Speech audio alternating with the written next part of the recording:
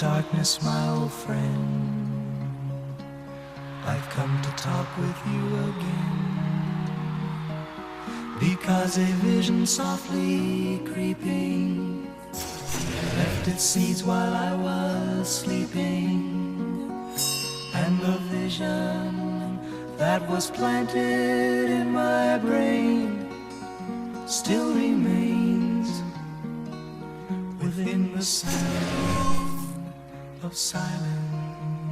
As yesterday I walked alone,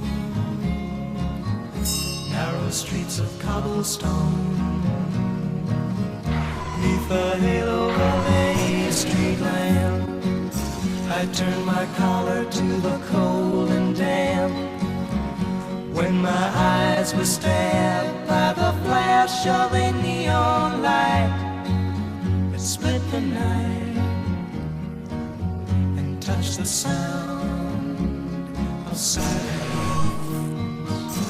And in the naked light I saw 10,000 people, maybe more, people talking without speaking, people hearing without listening, people writing songs that voices never shared. No one dared disturb the sound of silence. Fool, said I, you do not know, silence like a cancer grows. Hear my words that I might teach you, take my arms that I might reach you, but my words like silent raindrops fell and echoed the wells of silence. And the people bowed and prayed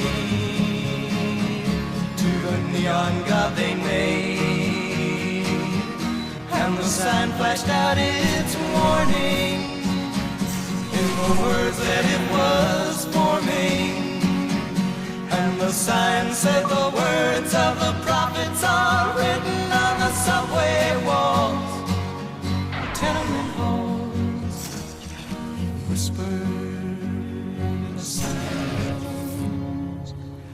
of silence.